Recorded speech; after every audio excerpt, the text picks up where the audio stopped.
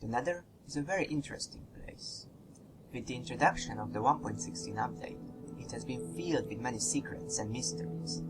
It's clear that the purpose of the Nether update wasn't just adding new content, but to expand the lore of this magnificent dimension. There are so many biomes, structures, and mobs where one could start uncovering these mysteries, but I'd like to answer another question first. Who were the first to enter the Nether? It's part of popular theory that there existed a race of ancient builders who at one point entered the Nether. I think it's a bit more complicated than that. Just like in real life, there could have been a lot of ancient civilizations, and the different kinds of undead mobs are the remains of them. If we go by that logic, the skeletons must be the bodies of the oldest society. Why? Because if we assume that becoming an undead is a time-taking process, and the flesh slowly rots away from the body, then skeletons must be older than any of the zombie types. This is important, because the only human undead we see in the Nether are skeletons, so they must have been the ones who made the first portals. Let's call them the Bowmen. So it was the Bowmen who made the now ruined portals and entered the Nether. But what did they find?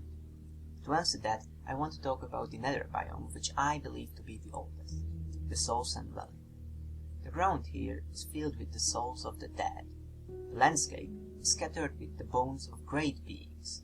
Skeletons, the remains of the Bowmen, are roaming, and ghosts are flying around aimlessly. It's clear that many people died here, and I think the best explanation for that is that Soulsand Valleys are scenes of ancient battles fought between the Bowmen and giant creatures. The souls of the Bowmen later got sucked into the ground, while the souls of these enormous beasts are the ghosts. The natural question to ask, of course, is what were these huge beings? I believe that they were none other than dragons. There's some evidence that points to this. Ghosts, in this case the dragon's souls, shoot fireballs, very similar ones, but the only actually in-game dragon shoots. Also, Ghostir, which is basically the essence of a dragon's soul, combined with the enderish magic of the Eye of Ender, creates an End Crystal, which is capable of resummoning the Ender Dragon. This could actually relate to the origin story of the Ender Dragon, but this is for another video. So the Bowmen probably tried to invade the Nether, and the dragons didn't really appreciate that. They fought back, and they were very successful. Most of the Bowmen thought that this whole thing was not worth it, and escaped back to the overworld. Some, however, decided to stay, and turned to a darker solution with this fight: necromancy. They used their own death to create three-headed abominations, withers. They obliterated the entire battlefield, wiping out every single dragon. The lingering decay of this atrocity is present in the biome to this day, and the screams of the withers still echo in the wind.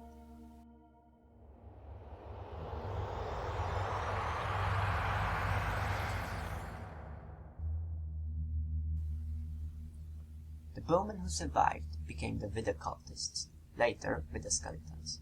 They expanded and maintained the fortresses that were built during the war, and mimicking the fire magic of the dragons, conjured blazes to protect them.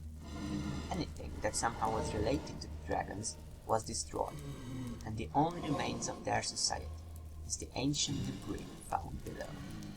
When the humans entered the Nether, they didn't come alone. They brought pigs and mushrooms with them. Whatever the original fauna in the Nether was, it was quickly overtaken by the rapidly evolving mushrooms, which became the Crimson and the Warped Forests. The pigs, who ate the Crimson fungi, became the strong and aggressive hoglins.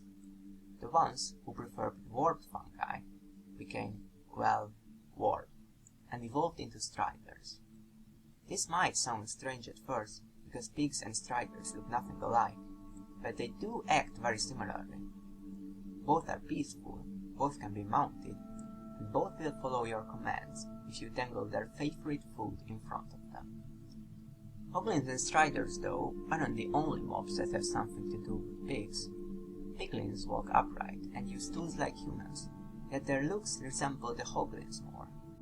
I think it's reasonable to assume that hoglins and piglins are somehow related, but it's hard to guess where their human aspect came from.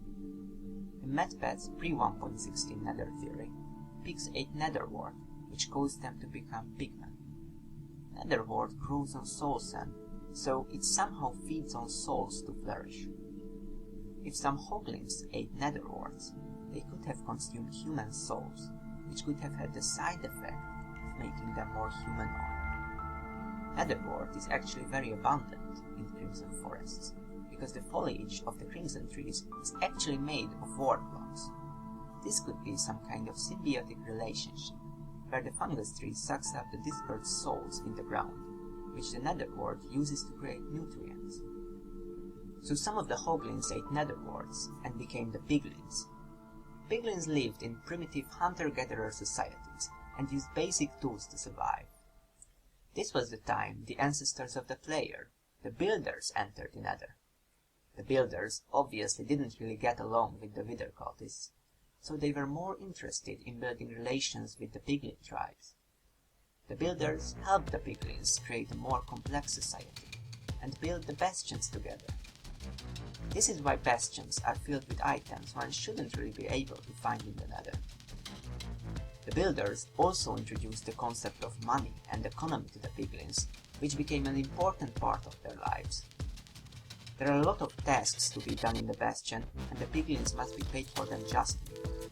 Piglin broods are the rulers of this economy. They manage the treasure room, and they decide how the gold should be distributed. Gold mining amongst the piglins is strictly forbidden and can only be done on the brood's command. When you come to the bastion and start giving away gold for the piglins' garbage, you are basically causing the hyperinflation of gold, which the broods don't like one bit, and will attempt to murder you for it. The wither cultists, seeing that the piglins now live in a more advanced society, felt threatened and waged war against the piglins. The builders, who wanted nothing to do with this conflict, fled back to the overworld. The cultists ruined the portals so the builders would never come back, and tried to get rid of the piglins with the good old method, by unleashing the withers. The withers did great damage on the bastions, leaving only their remnants behind. The wither illness had a strange effect on many piglins. It zombified them. The bastions, however, weren't the only target. Many piglins were scavenging and hunting nearby. Entire forests were decimated, killing or zombifying the piglins who were there, leaving only the barren wastelands behind. Again, one can still hear the vicious screeches of the withers.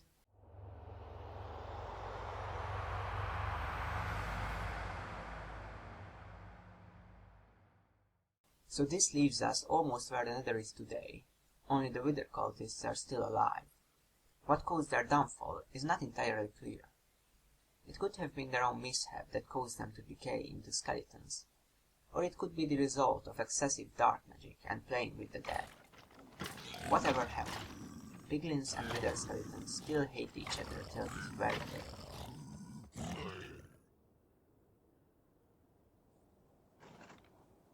So this was my nether theory.